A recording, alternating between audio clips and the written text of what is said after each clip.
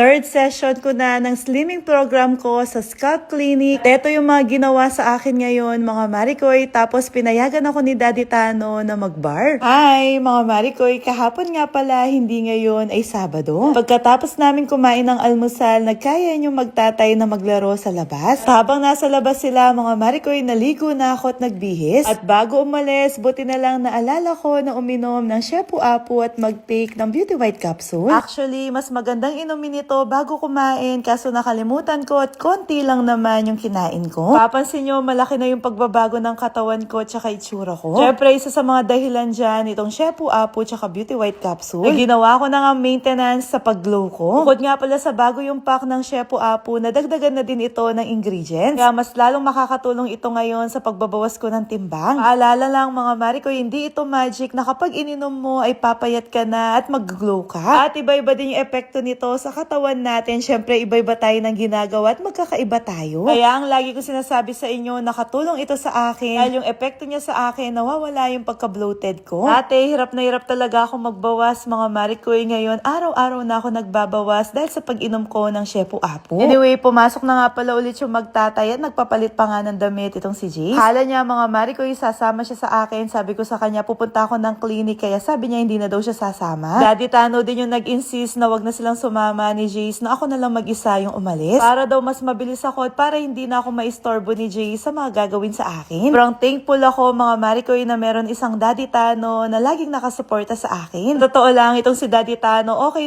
na siya kahit hindi ako mag-ayos, kahit na wala akong sukulay. Tanggap niya ako mga Marikoy. So dahil ginusto ko ito, kaya sinusuportahan niya ako. Anyway, dito nga pala ako pumunta sa Scalp Clinic at ito na yung third session ko sa kanila. Sa mga hindi nakakaalam, nag-sign up ako para sa slimming program nila. At every weekends, nakaschedule ako sa kanila, sinusukatan nila lahat ng parte ng katawan ko. Titignan nila yung progress na ginagawa nila sa akin, mga Marikoy. Aesthetic clinic nga pala ito na merong mga aesthetic medicine doctors. Nakakatuwa yung resulta sa akin, mga Marikoy. Every week, merong progress sa katawan ko. Pangatlong session ko pa lang ito sa kanila pero napakalaki na ng nabawas ko. Bukod pa kasi sa program na meron sila sa akin, nag-gym din ako, mga Marikoy. At umiinom nga ako ng Shepu Apu. Tapos, nagka-calorie deficit din ako, pero nag-cheat day naman ako tuwing weekends. At masasabi kong disiplina talaga ang unang kailangan nating matutunan. Yung slimming program nga pala ni Doc na inavail ko dito, meron na din kasama na mag-glow yung skin ko. Kaya every visit ko dito, mga Marikoy, pinifacial nila ako at meron silang mga ginagawa sa akin. Tulad na lang ngayon, meron akong isang pimple na parang third eye, kaya yan tinatanggal nila. Tapos, pinacial din ako at nilagyan ng mask. At etong next na gagawin sa akin, part ito ng slimming program ko, mga Marikoy. Ang ginagawa nila sa akin, nakakatulong para ma-relax yung muscle ko. At syempre, ang pinaka-goal ay matunaw yung mga advanted parts. Kung nga dati, mga Marikoy, masakit ito, pero hindi naman siya ganun kasakit. May part na may kirot, pero more on para ka lang nakikiliti. Pinatanggal nga pala yung suot ko na jacket, kasi pagkatapos sa mukha, itong leeg ko naman. Ito talaga, dito ako madaming parts, mga Marikoy, lalo na kapag yumuyo ko. Sabi ko pa nga kay ate dyan, kung pwede, isang oras siya, mga Marikoy, kaso hindi daw pwede. At bukod pa sa leeg, mga Marikoy, syempre ang pinaka-problema ko, yung tiyan ko at puson. Na laging lumilitaw, mga Marikoy, lalo na kapag nakapants ako. Fairness naman, dati mukha akong buntis na 2 bata yung dinadala ko, ngayon hindi na kahit papano. Ibilbil pa rin, pero mukha na lang nabusog. At pagkatapos sa tiyan, hindi pa natatapos dahil dito naman sa mga braso ko. Syempre, mga Marikoy, sino bang may ayaw na ma-achieve yung Barbie arms? Gusto ko din yun, kaya sabi ko kay Doc, dalas-dalasan niya yung treatment sa mga braso ko. Kasi ninyo nga din pala yung mga braso ko, unti-unti, mga Marikoy, pumapantay na yung kulay. Kasi yung kalahati dyan, sobrang itim, yung kalahati naman ay maputi. Anyway, pumasok nga pala si Doc Celine dyan dahil gagawin niya na yung inaabangan ko na mesolipo. Naabangan ko to kasi alam ko na masakit, mga Marikoy, kaya siguro pinapatawa ko dyan ni Doc para hindi ko maramdaman yung sakit ng turok na gagawin niya. Hindi lang kasi isang turok ito, mga Marikoy, maraming turok dahil mukhang maraming kailangan yung mukha ko. Isang turok pa lang, mga Marikoy, sumusuko na ako pero kailangan kong ipagpatuloy at kailangan kong tiisin dahil ginusto ko ito at ito na talaga yung masasabi ko na tiis ganda. Sa totoo lang, masakit na yung nararamdaman ko dyan, lalo na yung dito sa noo. Para nga wala akong maramdaman, ito na yung ginawa ni ate. Sa mga oras na yan, nakakatawa na ako kasi kahit papano nawala yung sakit. At doon na natatapos yung third session ko sa kanila. Pagka-uwi ko naman ng bahay, napakaseryoso ni Daddy Tano manood, kaya nakijoin ako sa kanya sa panonood. Alam mo naman kung ano yung pinapanood namin itong Little Mermaid na paulit-ulit na pinapanood ni Jace. Dahil weekends ngayon at wala siyang pasok kaya hindi kami makalatlat sa kanya sa TV. Kaya ang ginawa ko mga Marikoy, nag-join na lang ako sa kanya sa pagsasayaw. Papaalam din kasi ako sa kanya dyan. Sabi ko sa kanya, pupunta ako ng bar. Tapos tinatanong niya kung anong meron sa bar. Sabi ko sa kanya, may mga sumasayaw. Baka nga sumayaw ako kaso sabi niya mga Marikoy, sasama daw siya. So hindi naman siya pwedeng sumama doon kaya sabi ko sa kanya, dito na lang kami magsasayaw. Ayun lang nga mga Marikoy, dito pa lang sa bahay, napagod na ako sa kakasayaw. Paano pa ako sa bar? Sa isang oras yata kami sumasayaw dyan. Pagkatapos, naligo na ulit ako at nagbihis. Ito nga pala yung OOTD ko na pinili ni Daddy Tano. Mas okay na daw na siya yung pumili ng susuotin ko kaysa ako daw mga Marikoy, baka daw mag-tube ako. Lalo na first time ko ulit magbabar pagkatapos ng lahat-lahat ng mga pinagdahanan ko sa buhay. Bukod nga pala siya yung pumili ng susuotin ko, siya din yung nagplansya ng buhok ko. Dito magmamayabang talaga ako na napakaswerte ko sa asawa. Bukod sa pinayagan niya akong magbar mga Marikoy, napaka-supportive pa niya. Tapos hindi rin ako magwo-worry kay Jace dahil yung daddy niya yung kasama niya. At tinatid pa nga nila ako sa meeting place namin ni Albert. Sasabay na lang kasi ako kay Albert mga Marikoy dahil hindi kami sa Pampanga magbabar. Dito sa May Medusa, sa May BGC. Kami nga pala yung pinakamalayo sa mga kasama namin ni Albert pero kami yung unang dumating dito. Nung nandito na kaming lahat mga Marikoy, ayan inumpisahan na yung inuman. Yung mga kasama ko nga pala ay halos nasa 20s pa lang mga Marikoy, yung mga single, mga wala pang asawa at anak. Ako yung nanay dito at ako yung pinakamatanda sa kanilang lahat. Paaminin ko sa inyo na totoo yung sinasabi nila na kapag trentahin ka na, nasa bar ka, gusto mo na lang matulog. Totoo yan mga Marikoy kung iniisip mo yung mga iniwan mo sa bahay, yung mga labahan mo, yung mga problema mo. Pero kung pumunta ka dito para mag-unwind, hindi ka aantukin. Kaya naman, sobrang nag-enjoy ako mga Marikoy at naalala ko nung kabataan ko pa. Energy na meron ako noon. At ang sarap lang sa feeling na makapag-unwind na parang na-fully charge ako ulit. At ready na ulit akong harapin ang reality ng buhay ng mas malakas. Tok, tok, tok, tok, tok, tok, tok.